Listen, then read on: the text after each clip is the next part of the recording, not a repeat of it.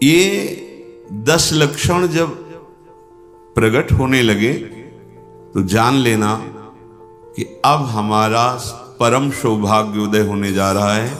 बस हम भगवत साक्षात्कार के नजदीक हैं। जब तक इन 10 लक्षणों में कमी दिखाई दे तो संभालो इन 10 लक्षणों को अपने जीवन में पक्का। इन 10 का पूर्ण होना मतलब भगवत साक्षात्कार होना। पहला है धृति, अर्थात हम ऐसी स्वीकृति में रहें कि कोई भी परिस्थिति हमारी स्वीकृति को न नष्ट कर पावे। हमारा लक्ष्य है निरंतर भजन, हमारी स्वीकृति ऐसी जन्म में भगवत प्राप्ति।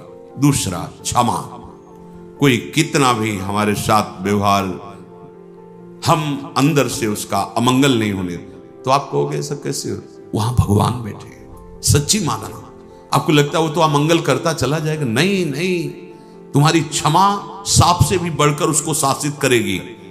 उमा क्षमा साप होते भारी, अपने कर्म जायबकारी। अगर आप लड़ गए, आप ऐसे कटु वचन बोल रहे हैं तो शायद उसका सुधार ना हो, लेकिन आप सह गए तो ये क्षमा जाकर के उसको जो दंड देगी वो सुधार पे आए, उसका मंगल नहीं होगा और उसको ऐसी जलन, ऐसी दंड स्थिति देगी कि वो सुधर करके मार्ग में चलने लगेगा। तीसरा दम, इंद्रियों का, मन का दमन करना, और ये बुद्धि से होता है। जब नाम जप करोगे, बुद्धि योग बना रहेगा तो मन का भी दमन होगा, इंद्रियों का भी दमन होगा। आस्ते मन वाणी शरीर से किसी भी प्रकार की चोरी ना करना। ये जो लोभ प्रवृत्ति है बहुत सूक्ष्म होती है, बहुत सूक्ष्म। इसको न शरीर से, न मन से, न वाणी से, किसी भी तरह से हमें चोरी नहीं करनी। शौच बाहर और भीतर से पवित्र रहने की चेष्टा करनी है। छठवां इंद्रिय निग्रह, अर्थात शब्द, स्पर्श, रूप, रस, गंध, ये हमें परास्त न कर पावे जो माया जनित है। सातवां धी, अर्थात सत्संग के द्वारा, शास्त्र स्वाध्याय के द्वारा, नाम जप के द्वारा, विचार के द्वारा हम अपनी बुद्धि को प्रभु से जोड़े रहें। विद्या, वही जो अध्यात्म विद्या तक पहुंचा दे। नवा सत्य, यथार्थ, प्रिय, हितकर भाषण, और सत्य है प्रभु। अगर प्रभु को लेकर आप वार्ता करते हैं, प्रभु को लेकर के आप अपने कार्य करते हैं तो सब भगवत स्वरूप हो जाते हैं। 10वां अक्रोध, किसी भी परिस्थिति में गुस्सा ना करना। अपने लोगों को रहता है कि गुस्सा से सुधार हो जाता है, मुझे लगता है कि नहीं होता, कि नहीं जैसे हम गुस्सा करते हैं तो सब संभल जाते हैं। नहीं होता, क्योंकि वो आसुरी प्रवृत्ति है। आसुरी प्रवृत्ति से ना अपना मंगल होगा ना सामने वाले का। हां, भगवत भाव रखते हुए अगर वो नाटक है तो कोई बात नहीं। गुस्सा का एक नाटक भी होता है, वो ऐसे से ऐसा, पर अंदर ना जलन है, ना अंदर द्वेष है, ना घृणा है। ये आप देख लो। ऐसा नहीं कि भरपूर गुस्सा हो गए फिर इसके बाद सिद्धि दिखाई कि हम तो नाटक कर रहे थे। वो भगवान अंदर बैठे हैं, वही भगवत प्राप्ति की बात है। बिल्कुल उसके प्रति भगवत भाव है, बिल्कुल कोई जलन नहीं किसी तरह की, और किसी तरह की अभद्र वाणी नहीं है। वो आप शासन, आप ऐसा नहीं करना चाहिए आपको, अगर आप ऐसा करते हैं तो आप चलिए बाहर निकलिए, खड़े होइए।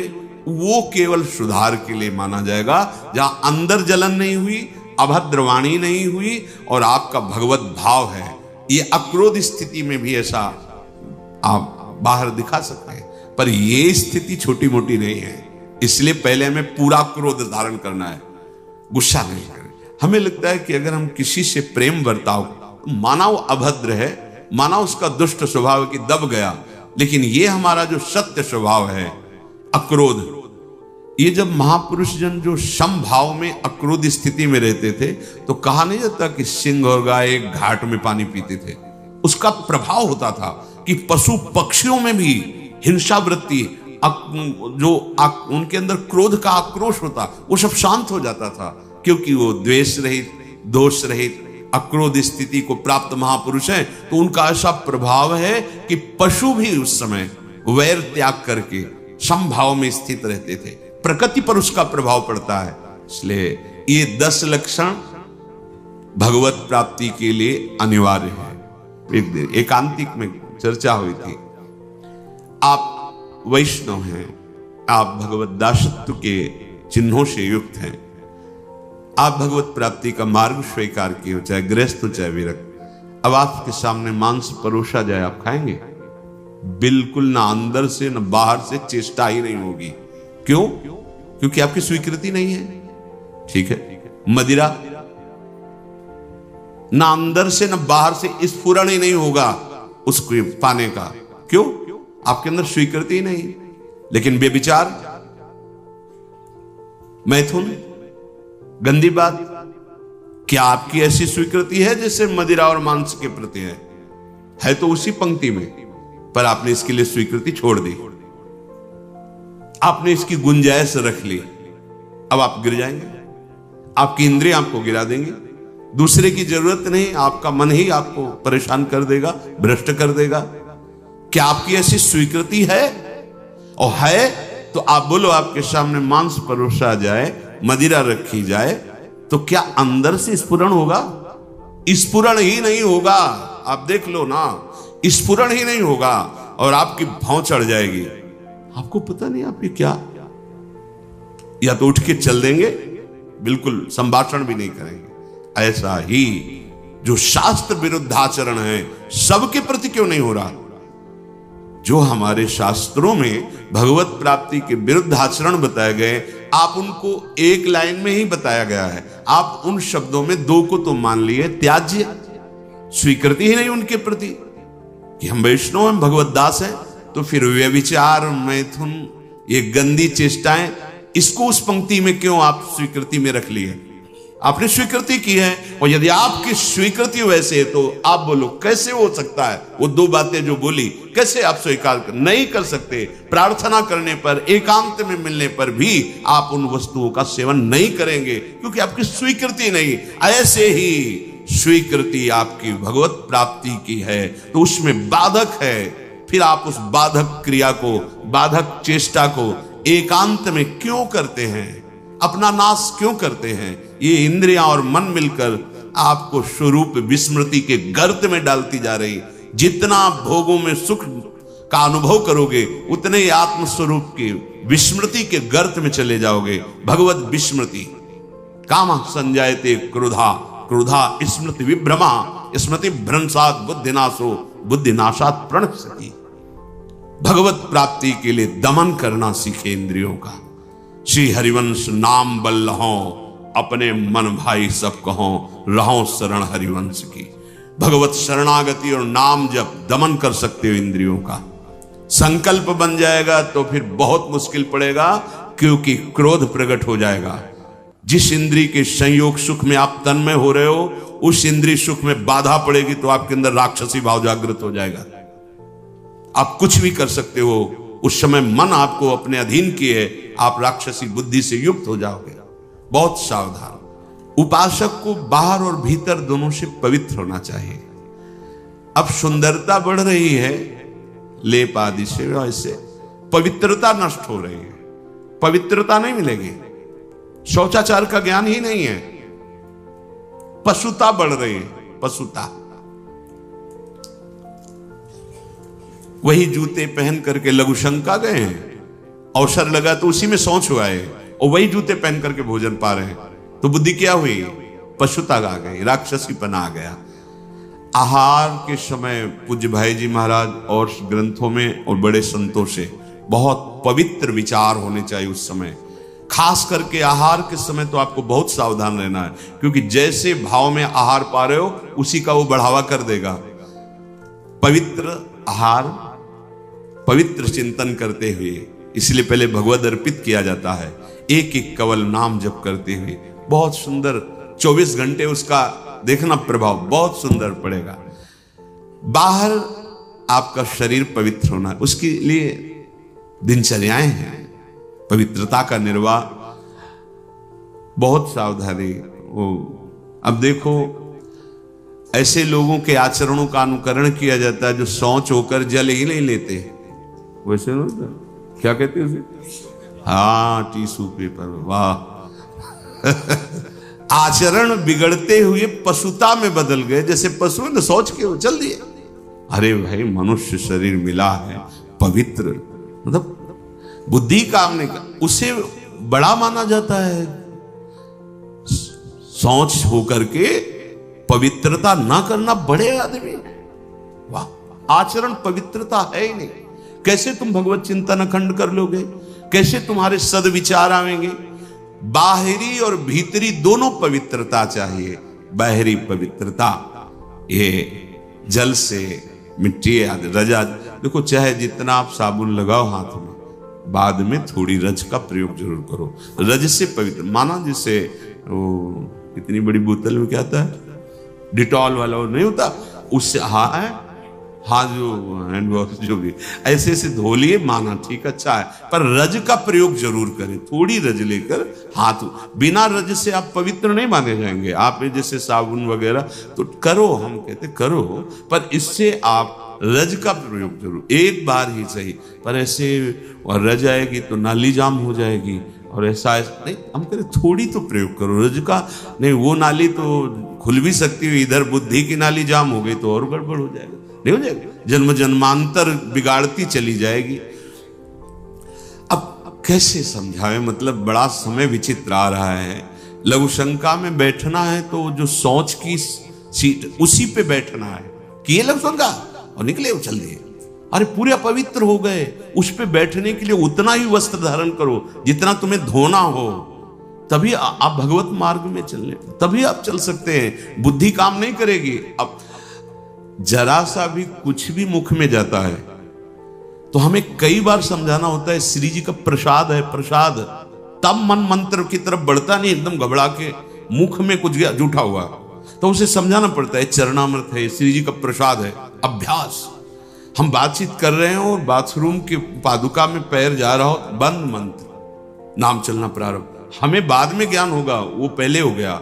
अभ्यास, अगर आपको कई बार शौच लगती है, आप बाथरूम तो बंद ही होते हैं, उचित वस्त्र धारण कर लो, या जैसा हाथ धो लिए, यहां से हाथ धो लिए, कुल्ला कर लिए, और ये जो छिद्र है इनमें जल लगा लिया, कमर से स्नान, चाहे जितनी बार, इतना तो करना है, 2 बार तो सर्वांग आप कर लीजिए, बीमार हैं शायद ऐसे कर लीजिए। अगर आप ऐसे पवित्र नहीं रहेंगे तो मंत्र नहीं चलेगा, भजन नहीं होगा, आप खुद देख लीजिए। बाहरी पवित्रता और आंतरिक पवित्रता, छल कपट ये सब अंदर ना रखते हुए नाम जब चल रहा है, अंदर पवित्र हो जाएंगे। तो जल, मिट्टी और यथा योग्य जो गुरुजन आदेश करते हैं वैसी दिनचर्या से ये बाह्य शरीर की शुद्धि होती है। राग, द्वेष, दंभ, कपट, वैर, अभिमान, इन विकारों का नाश होने पर अंतःकरण स्वच्छ होता है। ये विकार सब नष्ट हो जाएंगे। सत्संग सुनते रहिए, नाम जप करते रहिए। तो ये शौच अर्थात पवित्रता, बाहरी और भीतरी दोनों आवश्यक है। प्रसाद के सिवा मुख में अगर कुछ भी है, जैसे आप राधा वल्लभ जी गए, किनका मंत्र चलाओ, जल, वो चरणामृत, तो आचमन, जल लेके आचमन करने की जरूरत नहीं, अन्यथा आप जैसे फिर तो अच्छे से कुल्ला करो, आचमन करो, फिर आप मंत्र जप करो, हर समय पवित्र। लघु शंका पहले बराबर कमंडल में जल रखते थे, अब तो कहीं जाना आना ही नहीं तो कमंडल पास रहेगा, उसमें छोटा सा गिलास। अपनी दिनचर्या में आप भगवत प्राप्ति के मार्ग में चले हैं, और आप ऐसे ही मन मानी, ऐसा नहीं। हम गुरुजनों को, बड़े महापुरुषों को देखा, पवित्रता का निर्वाह, पवित्रता का निर्वाह नहीं तो फिर सेवा या सुमिरन दोनों में विक्षेप पड़ने लगेगा। मनमानी आचरण मत कीजिए। आपका वस्त्र पवित्र होना चाहिए, पानी से निकाल लीजिए, पवित्र होने। ऐसे मनमानी आचरण करोगे तो भजन में रुचि नहीं होगी। ये भगवत प्राप्ति जिसको होनी है उसके लक्षण बताए जा रहे हैं। वो बाहर और भीतर से बहुत पवित्र रहता है। हम किसी को छूने की चेष्टा न करें। कोई छू रहा है हमें, उसमें कोई दोष है। हम जा रहे हैं, ऐसे छू गया कोई बात, हम किसी को बहुत सावधान। हमारे अंदर मंत्र चल रहा है, हमारे अंदर भजन चल रहा है। अब वो उसकी दिनचर्या क्या है, वो कैसे पवित्रता का निर्वाह करता है। तो अगर वो हमसे ऐसे धक्का लगे तो हम उस अपने को नहीं मान, हम अपनी तरफ से चेष्टा नहीं करते। बिल्कुल भगवत मार्ग में जो भगवत प्राप्ति के लिए बहुत सावधानी की, पवित्रता की आवश्यकता है। फिर है छठा, शब्द, स्पर्श, रूप, रस, गंध, इनका ऐसा प्रभाव है कि खींच लेते हैं। जैसे अभी कोई ध्वनि बजने लगे, आ जाए, प्रभाव पड़ा शब्द का। अभी कोई चीख दे, शब्द का प्रभाव पड़ा ना, ऐसे रूप का प्रभाव पड़ता है, ऐसे रस का प्रभाव पड़ता है, गंध का प्रभाव पड़ता है, स्पर्श का प्रभाव पड़ता है। इसी प्रभाव को जीत ले जो, बस ये बात। हमारा जो नाम चल रहा है, अब कुछ भी गाए, कुछ भी बजाए, कुछ भी शोरगुल हो, उस पे अंतर नहीं पड़ना चाहिए। हम रूप आशिक हैं प्रियालाल के, आप कोई भी रूप हो, हम स्वादी हैं प्रियालाल के उच्छिष्ट के, अधरामृत जो उनका उच्छिष्टामृत भुक्त वही हुआ। इसके अलावा कुछ भी अमृत भी हो तो हमारे लिए हमारी गंध श्री जी के श्री चरणों में चढ़ी हुई तुलसी पुष्प, श्रीअंग का इत्र, प्रसाद, माला आदि, बस। इससे क्या होगा? शब्द स्पर्श रूप रस गंध पर आप विजय प्राप्त कर लेंगे। सनकादि के लिए जैसे आता है कि शब्द स्पर्श रूप रस गंध पर विजय प्राप्त की हुई महापुरुष के भी घ्राणेन्द्री में जब प्रभु श्री हरि के श्री चरणों की तुलसी की गंध गई तो प्रेम विकल हो गए, ऐसा था। ये जो हमारी इंद्रियां स्पर्श सुख में, देह सुख, स्पर्श सुख में, रूप में, रस में, गंध में, शब्द में हमें भगवत प्राप्ति करनी, इसका हमें परिवर्तन करना होगा। हमें जहां भागवतिक शब्द श्रवणेन्द्रिय में पड़े तो नाच पड़ना चाहिए, प्रापंचिक शब्द तो उदासीन हो जाना चाहिए। भगवत भाव से सबके चरणों में प्रणाम, मेरे प्रभु सब इन रूपों में समाये हुए, ठीक है। ऐसे कोई रूप, और वास्तविक जब आप इतने महान रूप की प्रेमी भाव में चल रहे हैं तो कोई रूप आकर्षण नहीं कर सकता, नहीं कर सकता, है ही नहीं। देवलोक भूलोक रसातल सुनि कवि कुल मत डरिए, सहज माधुरी अंग अंग की कई कासो पट तरिए। कौन सा रूप? कोई भी रूप ऐसा नहीं कि चित्त में क्षोभ पैदा कर दे।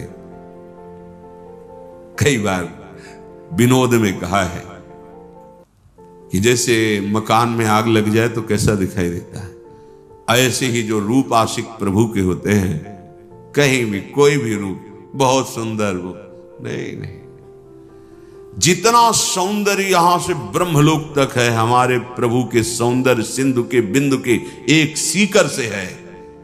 कोटि काम मूर्छित हो जाए ऐसे तो लालजू महाराज है। एक काम पूरे त्रिभुवन में तांडव मचाए हुए है। करोड़ काम जिनकी मंद मुस्कान से मूर्छित हो जाए, वैसी जो लालजू की रूप लावण्य महिमा है, वो लालजू हमारी लाडली जू, निर्तन भ्रकुटी, बदन अंबुज मृदु, सरस हास, मधु बोलन तो अति आसक्त लाल। अब ऐसे रूप के आशिक, ऐसे रूप की चाह करने वाले किसी रूप में वो प्रभावित हो जाएंगे। ये जो छठवां है इंद्रिय निग्रह, अर्थात शब्द स्पर्श रूप रस गंध, ये जो इंद्रिय के ज्ञानेन्द्रिय के 5 विषय हैं, इन किसी विषयों को भी भगवद विमुख होकर स्वीकार न करें। प्रभु से अर्पित है, जैसे विशेष विशेष गंध हैं, पर अगर प्रभु को अर्पित नहीं तो हमारी ज्ञानेन्द्रिय उसे वो आ रही पर उसका महत्व नहीं है। और प्रभु में अर्पित है, हमारी प्रियाजू के श्री चरणों में चढ़ा हुआ है, ये पुष्प है, ये इत्र है, ये माला उनके श्रीअंग। अहो भाग्य, बार बार वो जीत जाएगा। फिर उसके घ्राणेन्द्रिय को लुभायमान नहीं कर सकता। श्रवणेन्द्रिय यदि प्रभु के जस को सुनने के लिए बावरों सो रस में फिरे, खोजत नेह की बात, तो विश्व का कोई भी शब्द उसे आकर्षित नहीं कर पाएगा। और रसेंद्रिय यदि प्रभु का केवल उच्छिष्ट भोगती है, वाकेंद्रिय केवल प्रभु के जस में है, आप जीत गए शब्द स्पर्श रूप रस गंध। बहुत सुंदर बात है, हम यहीं फंस जाते हैं। देखो, एकांत में आप कौन सा शब्द सुनते हैं? बिल्कुल खुली बात है, सभा में तो हम गान कर रहे हैं, लेकिन एकांत में कौन शब्द आपको प्रिय है? अगर एकांत में आपको नाटक, नौटंकी, नाना प्रकार के प्रापंचिक विषय सुनने और देखने में रुचि है, तो भी आप इंद्रिय निग्रह नहीं कर पा रहे। अभी आप भगवत दर्शन की लालसा वाले उपासक नहीं हैं। समझिए, आपका लक्ष्य भगवत प्राप्ति है। आप अपने मन को समेट कर इंद्रियों सहित भगवान के चरणों में समर्पित करने की तैयारी कर लिए। आप कुछ नहीं, अब तो विश्वम्बर भगवान को समर्पित कर दो। पूरा विश्व वो देखे, आप उनको देखो, आप उनके चरणों का चिंतन करो। ये जो भगवत प्राप्ति के लक्षण की बात है, ये जन साधारण नहीं समझ सकते, इसलिए सावधान करके कह रहे हैं। आपका लक्ष्य बन गया भगवत प्राप्ति, तो आप ऐसे शब्द ना सुने जो आपके मन को खींच ले, ऐसे रूप को न देखें जो रूप राशि के दर्शन के लिए हृदय लालायित करना चाहते हैं हमारे मन को, हमारी इंद्रियों। ऐसा कोई रस, ऐसे कोई घ्राणेंद्रिय का विषय, ऐसा कोई स्पर्श जो आपको भ्रष्ट कर दे अपने मार्ग से, सावधान। पर जो भगवत प्राप्ति की लालसा वाला होता है, वो शब्द, स्पर्श, रूप, रस, गंध, इस पर विजय प्राप्त किए होता है या विजय प्राप्त करना चाहता है।